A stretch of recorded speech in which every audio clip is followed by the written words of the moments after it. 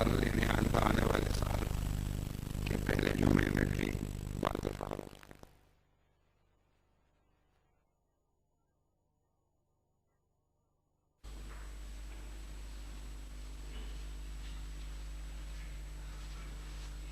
السلام علیکم ورحمۃ اللہ. اذان دے دیں.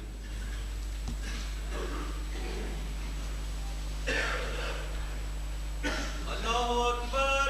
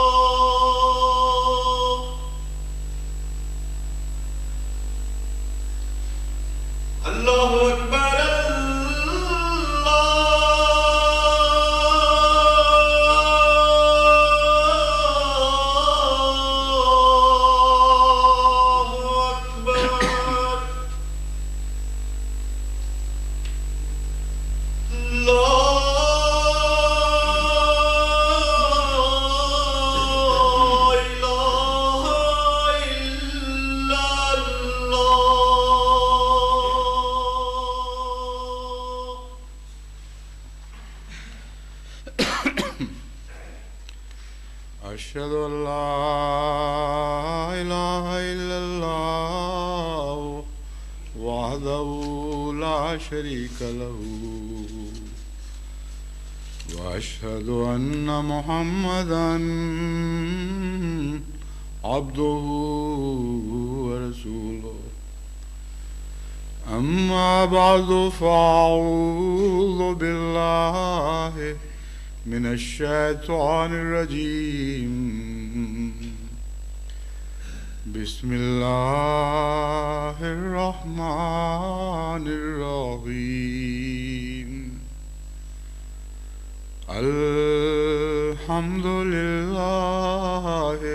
رب العالمين الرحمن الرحيم مالك يوم الدين إياك نعبد وإياك نستعين اهدنا الصراط المستقيم صراط الذين أنعمت عليهم غير المغضوب عليهم ولا الضالين.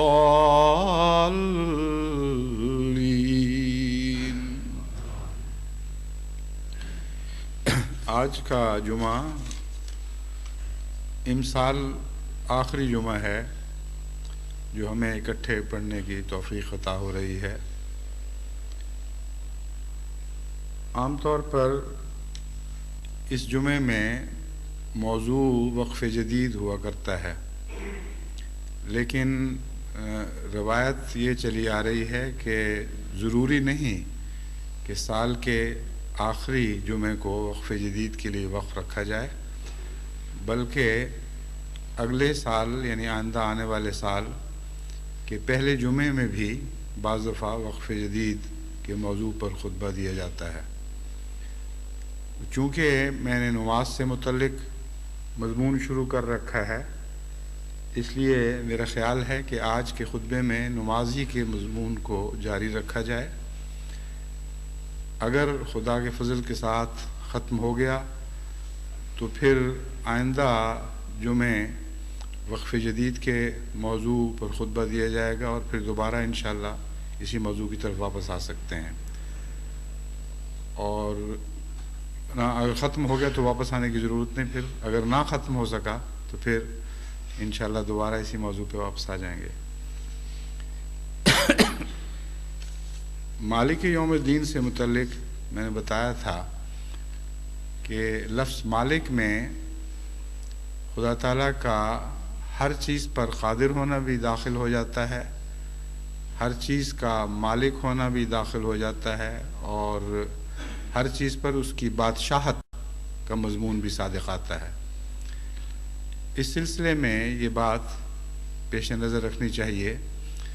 کہ پہلی تینوں صفات یعنی رب، رحمان اور رحیم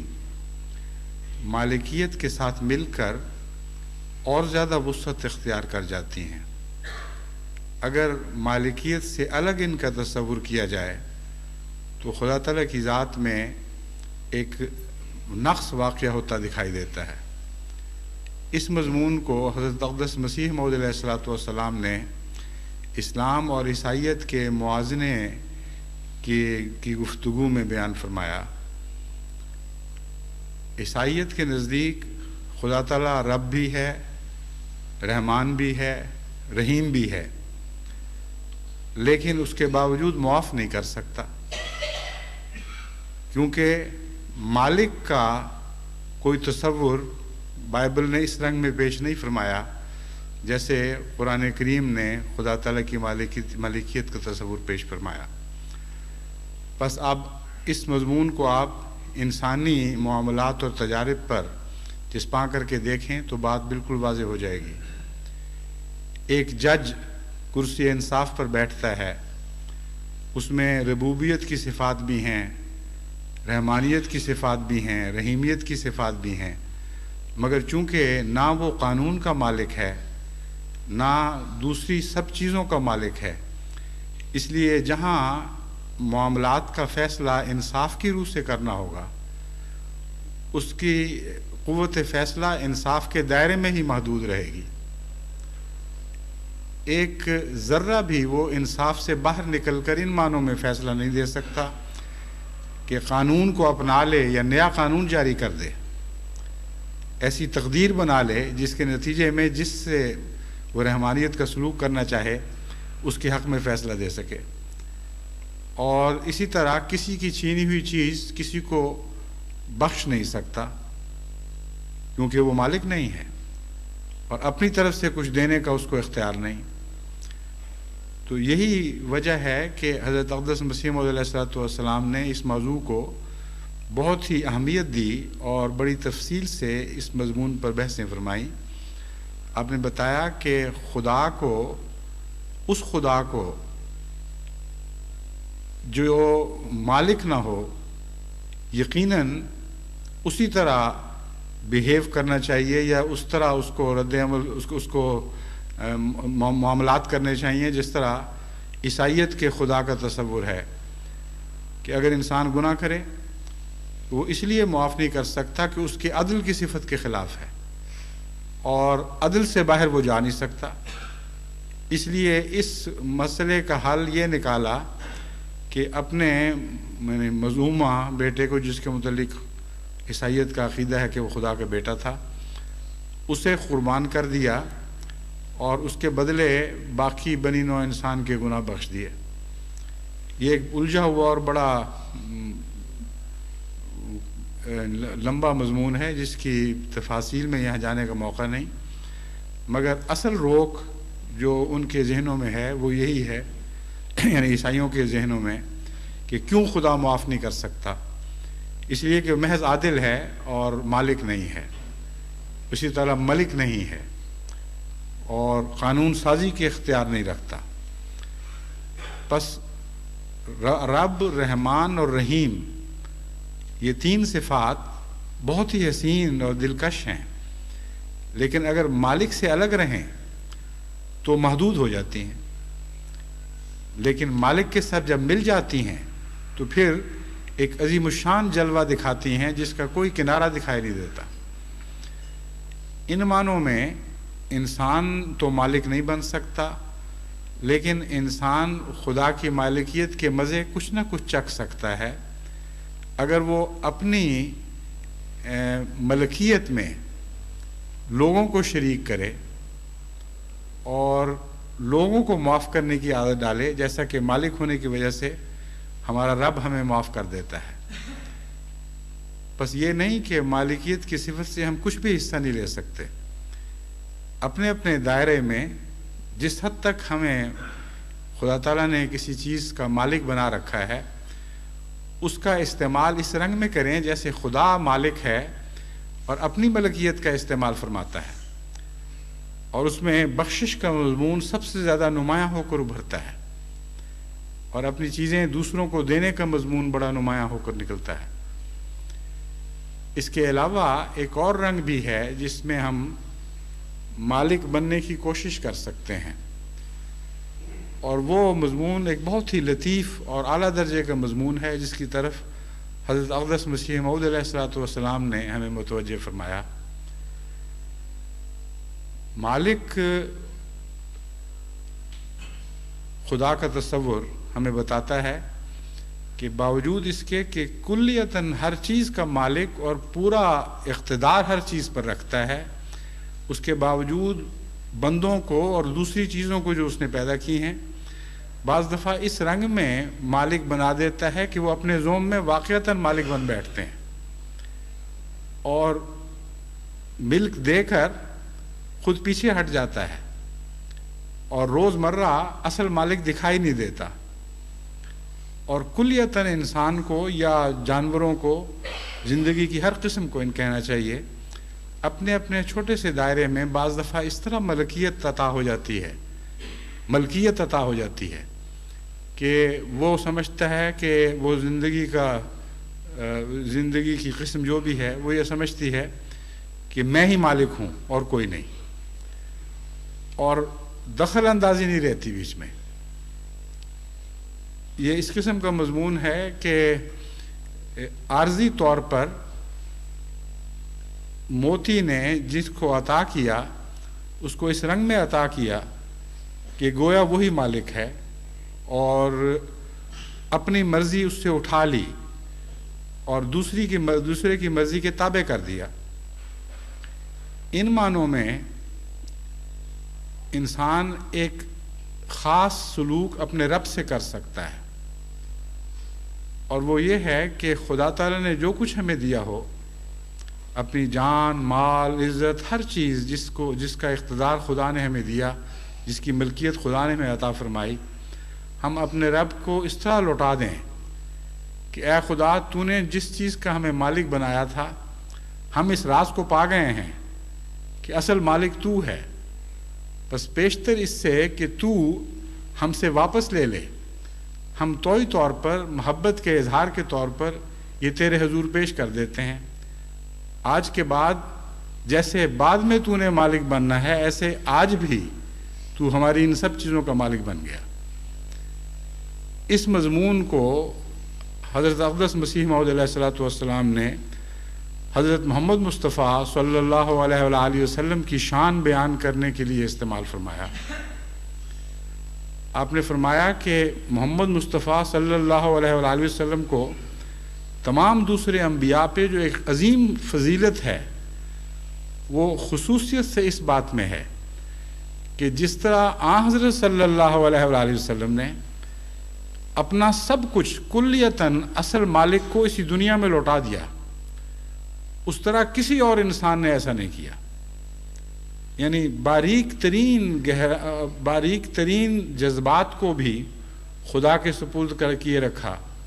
اپنی ملکیت کے ہر حصے کو کلیتاً خدا کے سپرد کر دیا، اپنی رضا کو کلیتاً خدا کے سپرد کر دیا، اپنی محبت کو، اپنی نفرت کو، ہر چیز کو جس پر انسان کوئی قدرت رکھتا ہے اپنے رب کو واپس کر دیا کہ تو ہی حقیقی مالک ہے۔ اس لیے آج میں یہ سب کچھ تیرے سپرد کرتا ہوں اور تیری رضا کے تابع میں ان چیزوں کو استعمال کروں گا۔ قل ان صلاتی و نسکی و محیای و مماتی للہ رب العالمین۔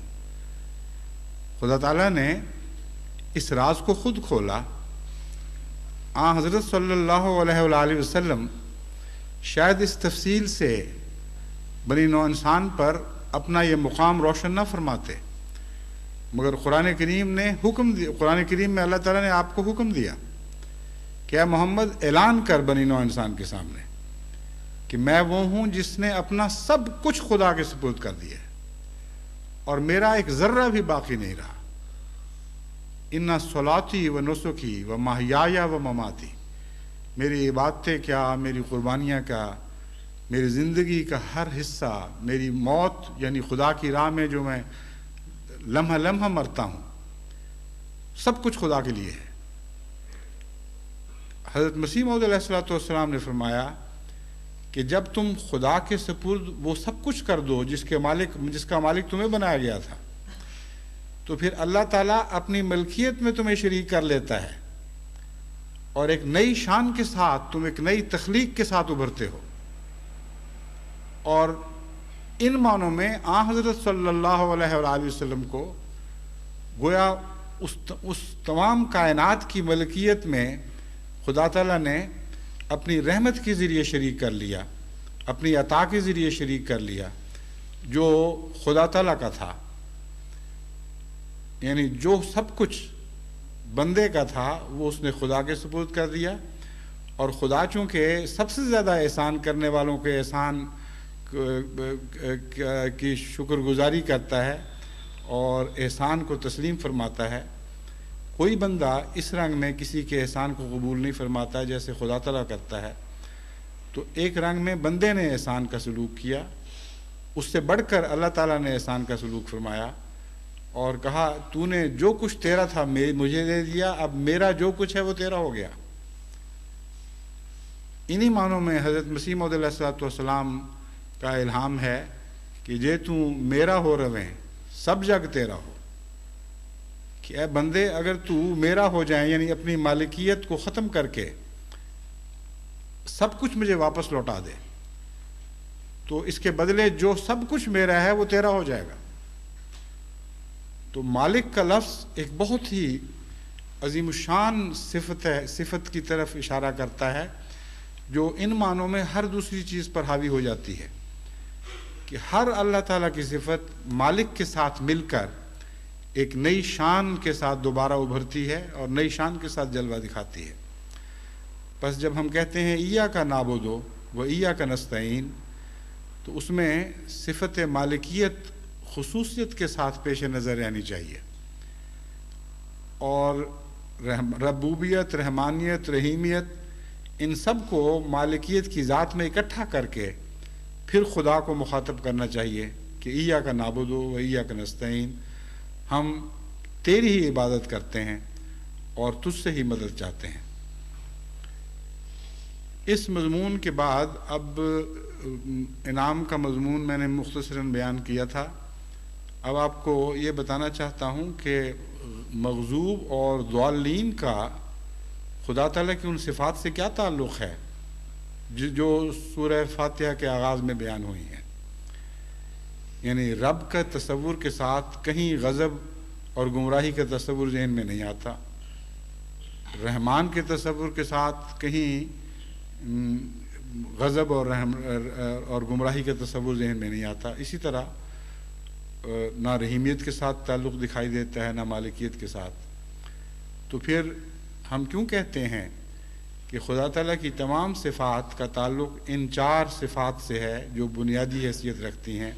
جو سورہ فاتحہ کے آغاز میں بیان ہوئی۔ اس مضمون پر غور کرتے ہوئے ایک نقطہ جو اللہ تعالیٰ نے مجھے سمجھایا وہ یہ تھا کہ خدا تعالیٰ کے بندے بننے کے لیے خدا تعالیٰ کی تمام صفات کے ساتھ تعلق ہونا ضروری ہے۔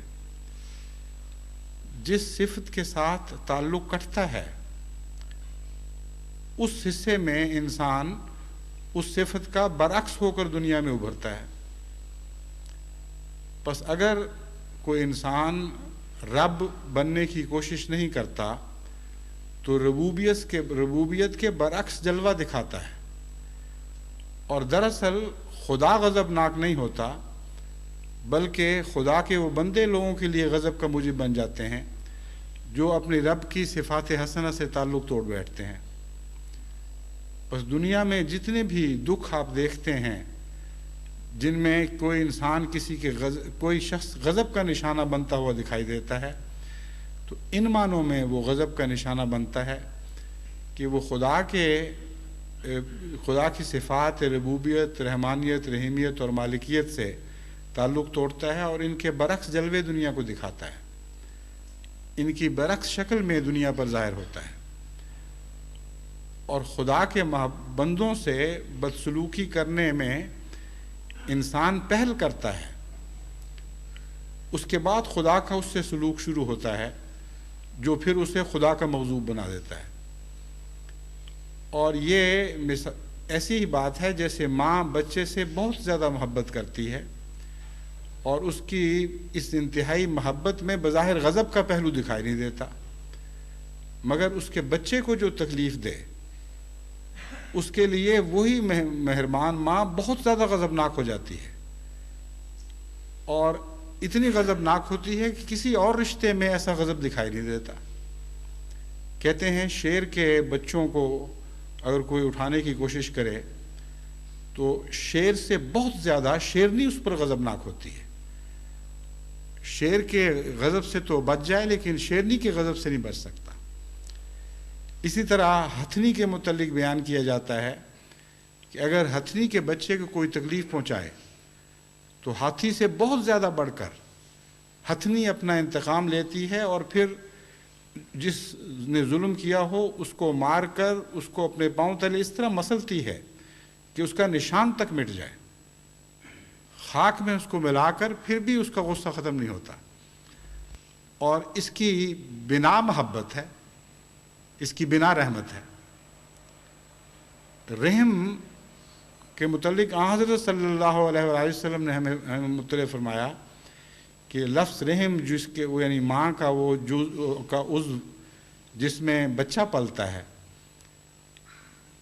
رحم، اس کا نام رحم اس لیے رکھا گیا کہ خدا تعالیٰ کے رحم کے ساتھ اس کا تعلق ہے۔ جس طرح خدا تعالیٰ رحمان ہے اور اس کا تخلیق سے ایک تعلق ہے رحمانیت کا، اسی طرح بچے کی تخلیق کا ماں کے رحم سے تعلق ہے، اور چونکہ عربی در حقیقت الہامی زبان ہے اس لیے اللہ تعالیٰ نے دونوں کے لیے ایک ہی لفظ منتخب فرمایا، ایک ہی مادے سے دونوں چیزیں بنی، یعنی رحم اور رحمان۔ بس حقیقت یہ ہے کہ ماں کی محبت کو بچے کے لیے جب آپ سمجھ لیں تو تب آپ پر یہ بات روشن ہوگی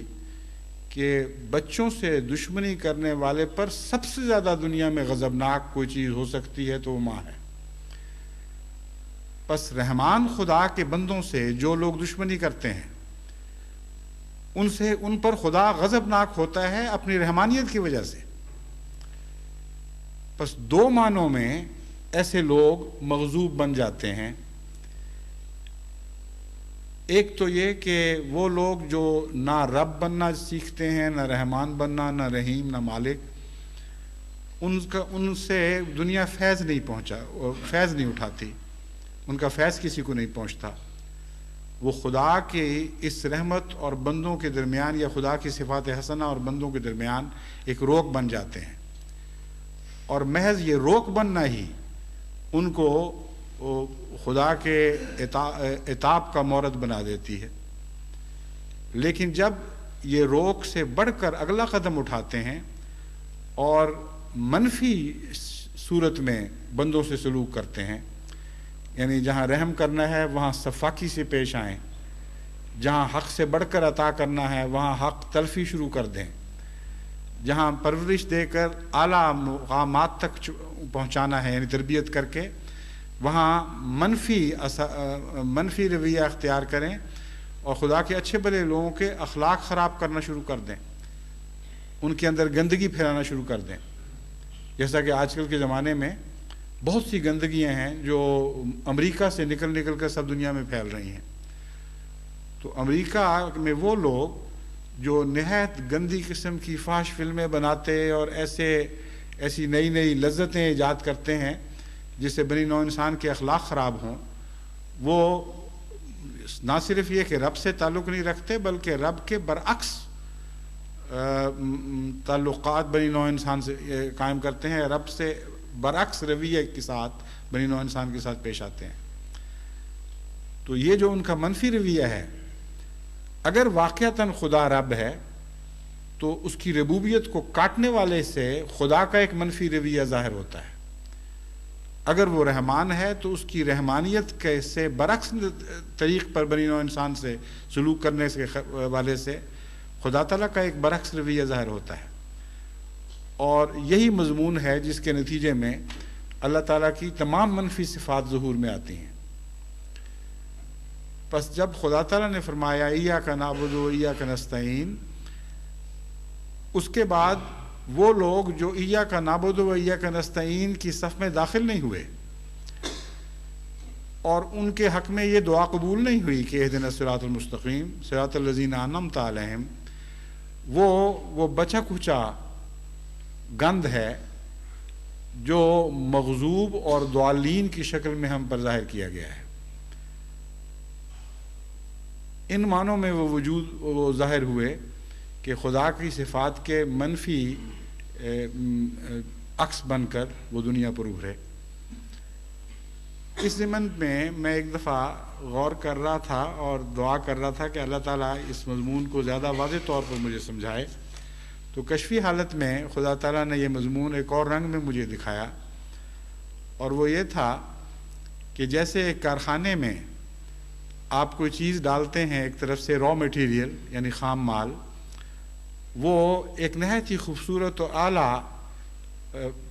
تکمیل کی شکل میں ایک طرف سے نکل رہا ہوتا ہے، لیکن ایک طرف اس کے وہ گند بھی نکل رہا ہوتا ہے جو اس قابل نہیں ہوتا کہ اس کارخانے میں وہ داخل ہونے کے بعد اپنے اندر ایسی تبدیلی کر سکے کہ اسے ایک مکمل صنعت کی شکل میں دنیا کے سامنے پیش کیا جا سکے۔ اس کو ویسٹ پروڈکٹ کہتے ہیں۔ بس ایک چیز ہے اینڈ پروڈکٹ اور ایک ہے ویسٹ پروڈکٹ۔ اینڈ پروڈکٹ تو ہر صنعت کا وہ مال ہے جس کی خاطر صنعت بنائی جاتی ہے، یعنی صنعت کاری کی جاتی ہے اور کارخانے بنائے جاتے ہیں، اور اپنی آخری شکل میں بہت خوبصورت تبدیلیاں پیدا ہونے کے بعد وہ ایک نئے وجود کی صورت میں خام مال دنیا کے سامنے ظاہر ہوتا ہے۔ اب آپ کے پاس جتنی بھی چیزیں ہیں اس وقت وہ سب اسی طرح کسی نہ کسی کارخانے سے نکل کر ایک نئی شکل میں آپ کے سامنے ظاہر ہوئی ہیں. کسی نے کپڑے کی ٹوپی پہنی ہوئی ہے، کسی نے اون کی ٹوپی پہنی ہوئی ہے، کسی نے قراقلی پہنی ہوئی ہے. آپ تصور کریں کہ یہ کیا چیزیں تھیں. اسی طرح آپ کے لباس، آپ کے بوٹ، آپ کے قلم، یہ سب خام مال تھے جو مختلف مراحل سے گزر کر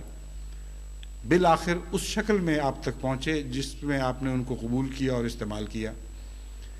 لیکن آپ کا ذہن اس گندگی کی طرف کبھی نہیں گیا جو اس دوران پیدا ہوتی رہی اور ان چیزوں سے الگ کی جاتی رہی،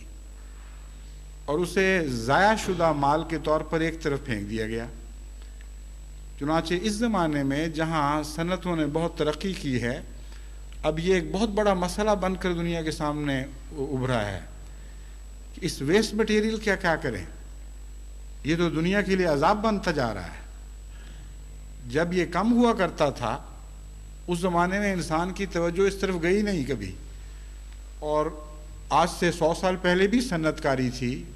بڑے بڑے کارخانے جاری تھے،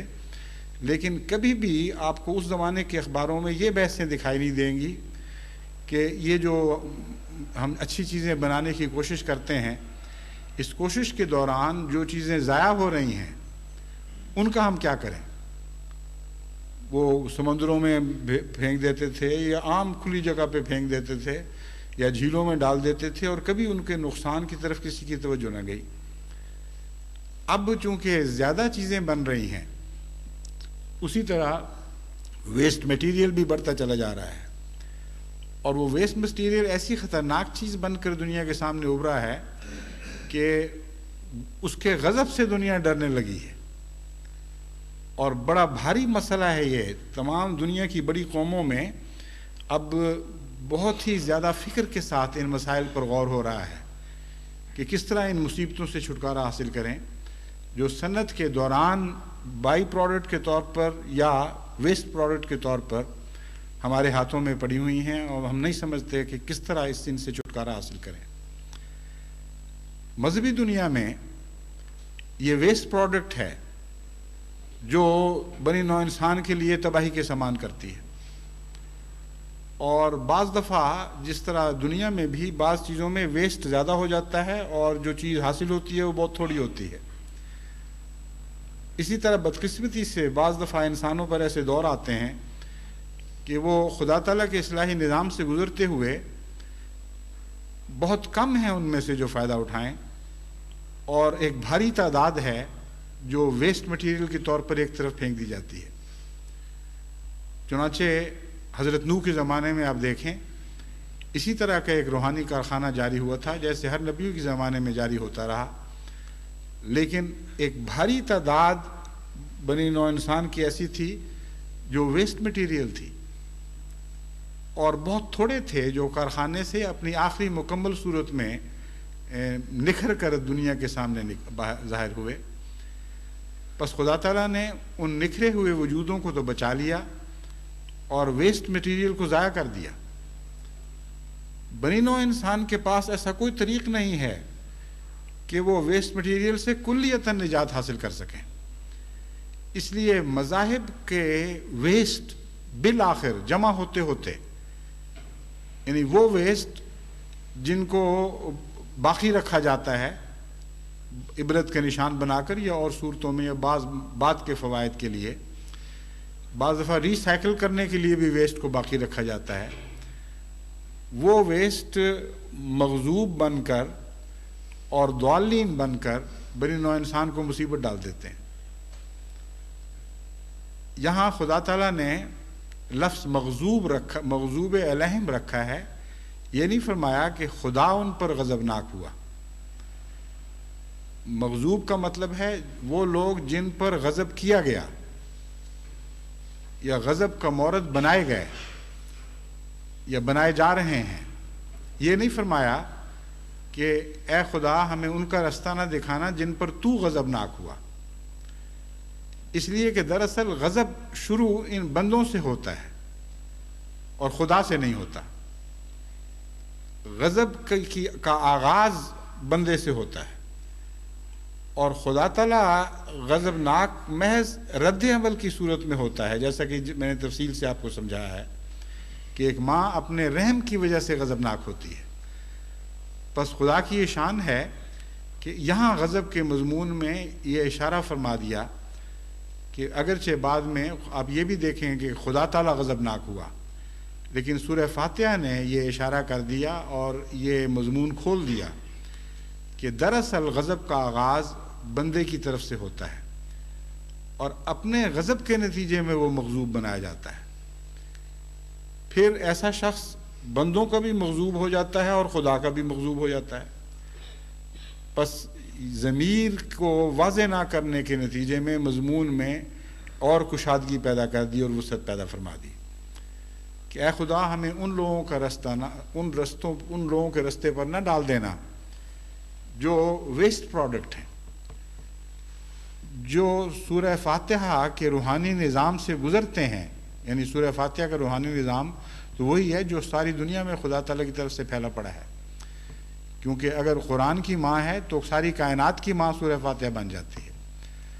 بس اے خدا جو تیرے روحانی نظام سے، جس کا ذکر تو نے سورہ فاتحہ میں فرمایا ہے، استفادہ نہیں کر سکتے، ان میں سے کچھ ایسے ہیں جو کلیتاً محروم ہو جاتے ہیں اور وہ مغضوب ہیں، وہ ان پر بندے بھی غضبناک ہوتے ہیں کیونکہ ان کے بندوں پر غضبناک ہونے کے نتیجے میں تو نے ان کو غضب کا نشانہ بنایا ہے۔ پس چونکہ وہ بندوں سے ظلم اور سفاکی کا سلوک کرتے ہیں، رفتہ رفتہ ان کے خلاف نفرتیں بڑھنی شروع ہو جاتی ہیں اور یہاں تک پھر آخر وہ بار بار بندوں کے غضب کا نشانہ بنائے جاتے ہیں، اور چونکہ وہ خدا کے بندوں سے غضب کا سلوک کرتے ہیں اس لیے آسمان سے وہ خدا کے غضب کا نشانہ بھی بنائے جاتے ہیں۔ اس طرح دوہری لعنتوں کا شکار ہو جاتے ہیں۔ ان لوگوں میں ہمیں نہ داخل فرمانا، ہمیں ان بدنصیبوں میں نہ لکھ دینا، ہمیں ان خوش نصیبوں میں لکھنا جو تیرے روحانی نظام سے گزر کر اس سے فیض پا کر ایک نئی خلقت کے طور پر دنیا میں ابھریں اور نئی عظیم الشان بنی نوع انسان کو فائدہ دینے والی صورت میں ایک نیا وجود پائیں۔ یہ ہے اہدنا الصراط المستقیم کی دعا جو غیر المغضوب علیہم ولا الضالین کی صورت میں جا کر پھر مکمل ہوتی ہے۔ ضالین سے مراد وہ لوگ ہیں جن کو جو مغضوب کی حد تک تو خدا کی ربوبیت اور رحمانیت سے نہیں کاٹے گئے، مگر کچھ نہ کچھ تعلق انہوں نے ضرور توڑا ہے، اس لیے ان کو گمراہوں میں لکھا ہے۔ اور خصوصیت کے ساتھ وہ لوگ ضالین ہیں جن کا خدا کی بعد میں آنے والی صفات سے زیادہ تعلق کاٹا گیا ہے۔ یعنی اگرچہ ربوبیت سے بھی کچھ یہ تعلق کاٹ دیتے ہیں اور رحمانیت سے بھی، لیکن رحیمیت اور مالکیت سے زیادہ بہت زیادہ یہ قطع تعلق ہی کرتے ہیں، اور جن کا تعلق مالکیت سے کٹ جائے وہ ضالین ہو جاتے ہیں۔ اس مضمون کی تفصیل میں بھی یہاں جانے کا وقت نہیں، مگر میں نے پہلے چونکہ ذکر کر دیا تھا اس لیے میں اس تعلق کو اس ذکر سے جوڑتا ہوں، اور وہ ذکر میں نے یہ کیا تھا کہ حضرت مسیح موعود علیہ السلام نے یہ عظیم الشان معرفت کا نقطہ ہمیں سمجھایا کہ عیسائیوں پر جو وبال ٹوٹا ہے وہ خدا کی صفت مالکیت کو نہ سمجھنے کی وجہ سے اور اس پر ایمان نہ لانے کی وجہ سے ٹوٹا ہے۔ وہ خدا کو محض عادل سمجھتے ہیں اور مالک نہیں سمجھتے، اور قانون دان نہیں سمجھتے، اور قانون کا مالک نہیں سمجھتے، اس لیے مجبور ہیں یہ سوچنے پر کہ وہ عدل کے تقاضوں سے بالا ہو کر، ہٹنے کا تو سوال نہیں، عدل کے تقاضوں سے بالا ہو کر بندوں سے مغفرت کا سلوک نہیں کر سکتا۔ تو جس نے مالک سے تعلق توڑا وہ ضالین میں شامل ہو گیا، اور ضالین کے متعلق ہمیں علم ہے، حضرت صلی اللہ علیہ وسلم اور بعض دوسرے مفسرین نے حضور کی ہدایات کی روشنی میں جو تفاسیر لکھی ہیں ان میں یہ بات بہت کھول کر بیان کی گئی ہے کہ اگر مغضوب یہودی ہیں تو ضالین عیسائی ہیں. پس ضال ہونے کا یعنی گمراہ ہونے کا خصوصیت کے ساتھ مالکیت کے انکار سے تعلق ہے. اسی لیے میں نے یہ آپ کے سامنے یہ اشارہ رکھا ہے کہ مغضوبیت زیادہ تر ربوبیت اور رحمانیت سے منقطع ہونے کے نتیجے میں ظاہر ہوتی ہے، اور ضالین ہونا زیادہ تر رحیمیت اور مالک سے قطع تعلق ہونے کے نتیجے میں ظاہر ہوتا ہے، یعنی ضال بننا. بہرحال اس مضمون کو اب میں چھوڑتے ہوئے آگے بڑھتا ہوں. ایک اور بہت اہم بات سورہ فاتحہ کے متعلق آپ کو یاد رکھنی چاہیے، کیونکہ آپ بار بار اس کو نماز میں پڑھتے ہیں اور پڑھتے رہیں گے، تو اس کا مضمون بہت وسیع ہو کر آپ کے پیش نظر رہنا چاہیے. اس لیے کہ ہر حال وقت انسان ایک حال میں نہیں ہوتا، اور سورہ فاتحہ ایک ایسی عظیم الشان صورت ہے جو انسان کے ہر حال سے تعلق رکھنے کے لیے مزاج رکھتی ہے اور وسعت رکھتی ہے. اس لیے جتنا زیادہ آپ سورہ فاتحہ کے مزاج سے شناسا ہوں گے، اتنا ہی زیادہ آپ کے کسی نہ کسی حال میں یہ آپ کے کام آ سکے گی. ورنہ بعض حالتوں میں جب آپ نماز پڑھیں گے تو آپ کو سورہ فاتحہ ایک بے تعلق سی چیز دکھائی دے گی، لیکن اگر اس کی وسعتوں کو سمجھیں گے تو یاد رکھیں یہ آپ کی وسعتوں پر ہمیشہ حاوی رہے گی، اور کبھی بھی یہ ہو نہیں سکتا کہ آپ کی کوئی حالت سورہ فاتحہ کی وسعت سے باہر نکل جائے. یہ جو پہلو میں آپ کے سامنے رکھنا چاہتا ہوں، اس کا تعلق ضمائر سے ہے. آپ نے دیکھا ہے کہ سورہ فاتحہ جب رب کا تعارف کراتی، اللہ کا تعارف کرواتی ہے، تو اس میں کوئی ضمیر نہیں نظر آتی سوائے غائب کے. الحمدللہ رب العالمین الرحمن الرحیم مالک یوم الدین میں کوئی ظاہر ضمیر نہیں ہے. وہ رب یا یہ رب یا تو یا میں یا ہم یا آپ، کسی قسم کی کوئی ضمیر نہیں، مگر غائب کا مضمون ہے. پس خدا تعالیٰ کی تمام صفات کو غائب میں اور جمع کی صورت میں دکھایا گیا اکٹھا کر کے. اس کے بعد مضمون نے ایک پلٹا کھایا، اور پہلی دفعہ کھلم کھلا ضمائر کا الفاظ استعمال اس طرح ہوا کہ ایاک نعبد و ایاک نستعین کی دعا میں ہم نے اپنی طرف جمع متکلم کا صیغہ لگا لیا اور خدا کی طرف واحد مخاطب کا، یعنی خدا کو تو کہا اور اکیلا کر دیا. اپنی تمام صفات کے باوجود خدا تعالیٰ کی ایک ایسی ہستی کا تصور ابھرا ہمارے سامنے جو غیر منقسم ہے، جو جمع تفریق نہیں ہو سکتی اور واحد ہے. پس دعا مانگی تو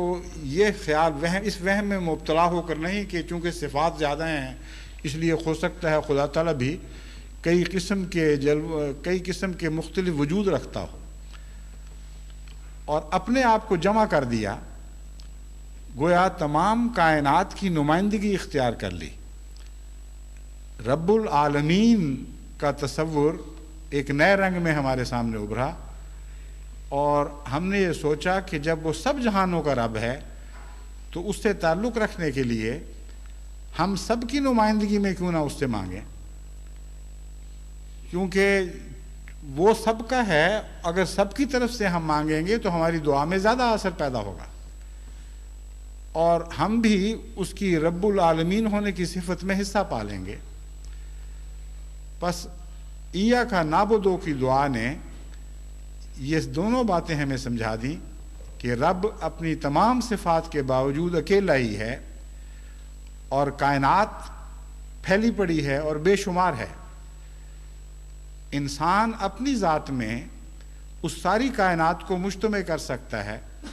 اور اس ساری کائنات کی نمائندگی میں خدا سے دعا کر سکتا ہے، اور یہ دعا واقعتاً تمام کائنات کی نمائندگی میں ہو سکتی ہے. کیونکہ جب ہم کہتے ہیں ایاک نعبدو تو در حقیقت ہم حقیقت میں عبادت کا حق ادا کریں یا نہ کریں. قرآن کریم ہمیں بتاتا ہے کہ ساری کائنات عبادت واقعتاً کر رہی ہے. تو یہ محض ایک مبالغہ آمیزی نہیں ہے یا محض ایک ذوقی نقطہ نہیں ہے، بلکہ ایک ٹھوس حقیقت ہے کہ جب ہم کہتے ہیں ایاک نعبدو، اے خدا صرف تیری ہم سب عبادت کرتے ہیں، یعنی کل عالمین، تو بالکل سچ بات کر رہے ہوتے ہیں. اور چونکہ تمام کائنات کا نمائندہ انسان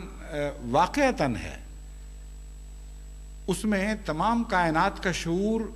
خلاصے کی صورت میں پیدا کیا گیا ہے اور سب سے اعلیٰ شعور انسان کو عطا کیا گیا ہے. اس لیے بحیثیت مخلوقات میں سے افضل ہونے کے وہ نمائندگی کا حق بھی رکھتا ہے. بس جو سب سے افضل ہے تخلیق میں، وہ جب عبادت کا اقرار کر لے اور خدا کے حضور جھک جائے تو گویا تمام کائنات خدا کے حضور جھک رہی ہے. بس ایسا انسان جو عبادت کے وقت اپنا یہ مقام پیش نظر رکھے، اس کے رکوع اور سجود میں ایک اور شان پیدا ہو جاتی ہے، اور وہ خدا کے حضور اکیلا نہیں جھک رہا ہوتا بلکہ نعبدوں کے ساتھ جھک رہا ہوتا ہے، تمام کائنات کا خلاصہ بن کے جھک رہا ہوتا ہے.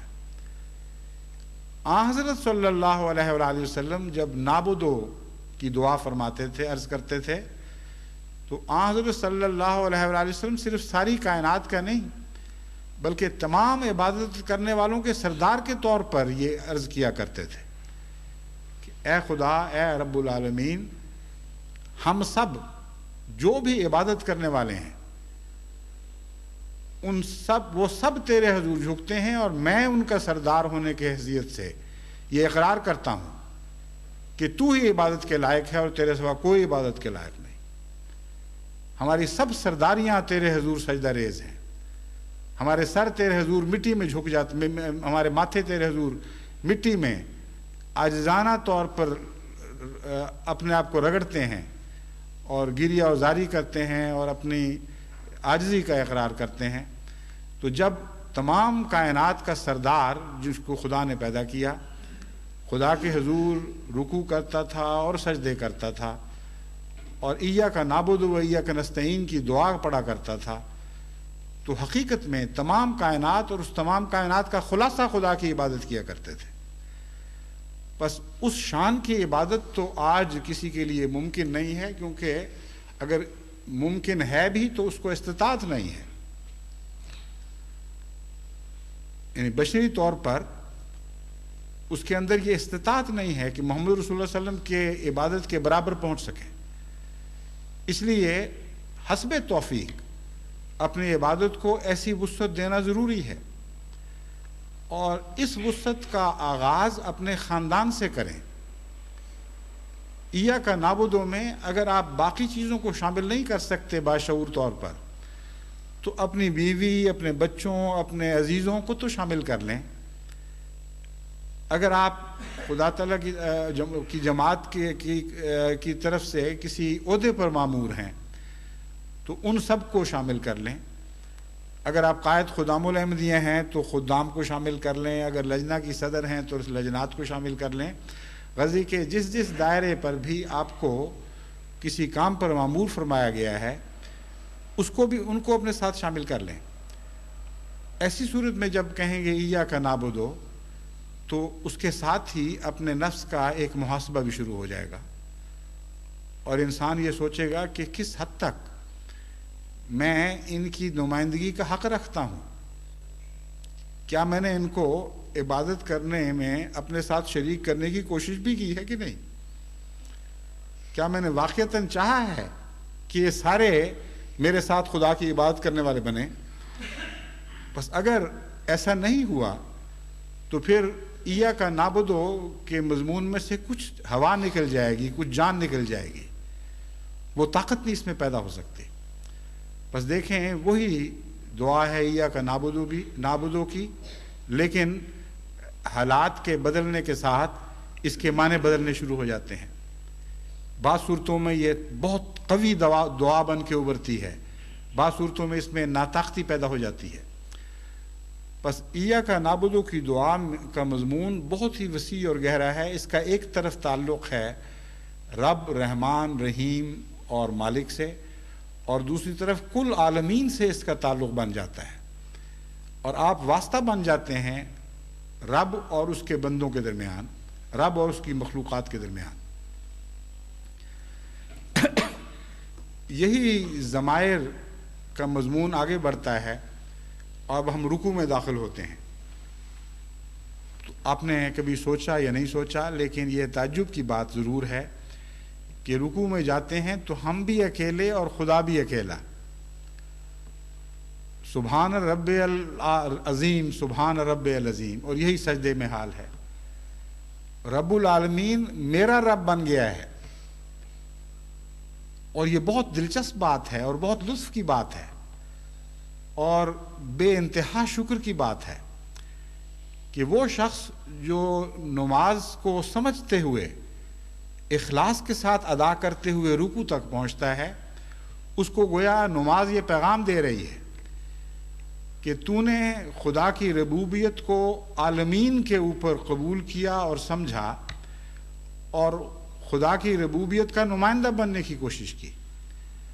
تو نے خدا کی رحمانیت کو کل عالمین پر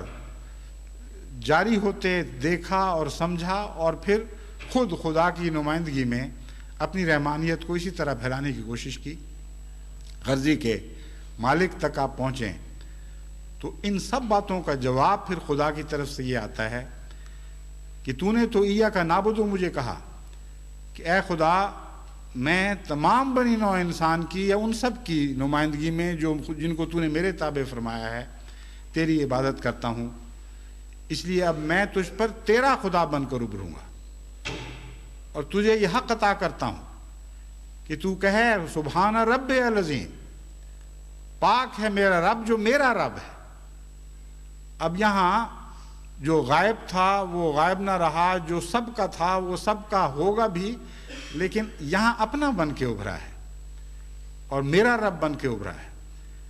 بس جس کا رب عظیم ہو اس کو بھی عظمتوں سے حصہ ملے گا. اس میں یہ خوشخبری بھی عطا کر دی گئی کہ اب تو عام انسان نہیں رہا، تو نے ایک ایسی ذات سے تعلق جوڑ لیا ہے اور اس کو اپنا بنا لیا ہے، وہ تیرا ہو چکا ہے کہ اب اس کی عظمتوں سے تجھ کو حصہ دیا جائے گا. اور جب وہ سجدے میں جاتا ہے اور بالکل ذلیل، دنیا کی نظر میں بظاہر بالکل ذلیل اور رسوا ہو جاتا ہے، یعنی اس سے زیادہ انسان کے لیے دنیا کی نظر میں کیا رسوائی ہو سکتی ہے کہ وہ اپنا ماتھا کسی کے حضور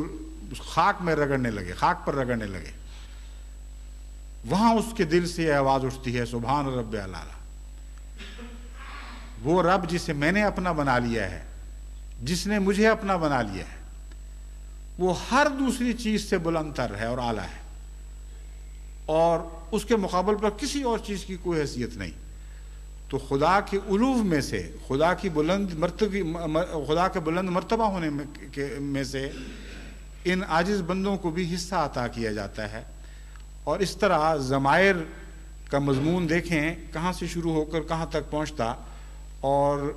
بظاہر سجدے کی انتہائی جھکی ہوئی حالت میں ہے، لیکن اس جھکی ہوئی حالت میں یہ مضمون اپنے معراج کو پہنچ جاتا ہے، اور انسان کو یہ سبق دے جاتا ہے کہ اس کی ہر ترقی کا راز اس کے عجز میں ہے. جتنا زیادہ وہ خدا کے حضور گرے گا اور جھکے گا، اتنا ہی زیادہ اسے سربلندی عطا کی جائے گی. پس ضمائر کے لحاظ سے بھی آپ دیکھیں تو نماز ایک عظیم الشان پیغام رکھتی ہے اور گہرے سبق رکھتی ہے. اس کے علاوہ نماز میں زمانوں کو بھی اس رنگ میں استعمال فرمایا گیا ہے کہ ایک بہت ہی دلکش مضمون ہمارے سامنے ابھرتا ہے اور ہمارے دماغوں کو روشن کرتا چلا جاتا ہے. لیکن میں گھڑی کو دیکھ رہا ہوں، اب چونکہ وقت تھوڑا رہ گیا ہے، چند اور باتیں بھی نماز سے متعلق کہنی باقی ہیں، اس لیے انشاءاللہ آئندہ جمعے پر ہی اگر وقف جدید کی باتیں کرنے کے بعد وقت بچا، ورنہ پھر اس سے آئندہ جمعے پر اس مضمون کو جاری رکھیں گے.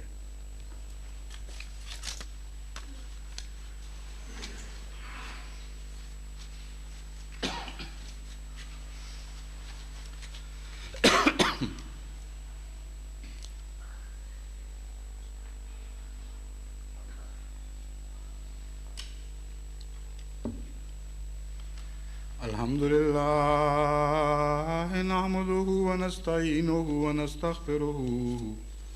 ونؤمن به ونتوكل عليه ونعوذ بالله من شرور أنفسنا ومن سيئات أعمالنا من يهده الله فلا مضل له ومن يضلله فلا هادي له ونشهد أن لا إله إلا الله وحده لا شريك له ونشهد أن محمدا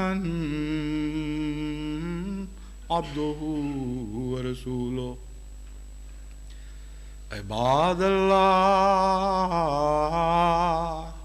رحمكم الله إن الله يأمر بالعدل والإحسان إن الله يأمر بالعدل والإحسان وإيتاء ذي القربى وينهى عن الفحشاء والمنكر والبغي يعظكم لعلكم تذكرون اذكروا الله يذكركم وادعوه يستجب لكم ولذكر الله أكبر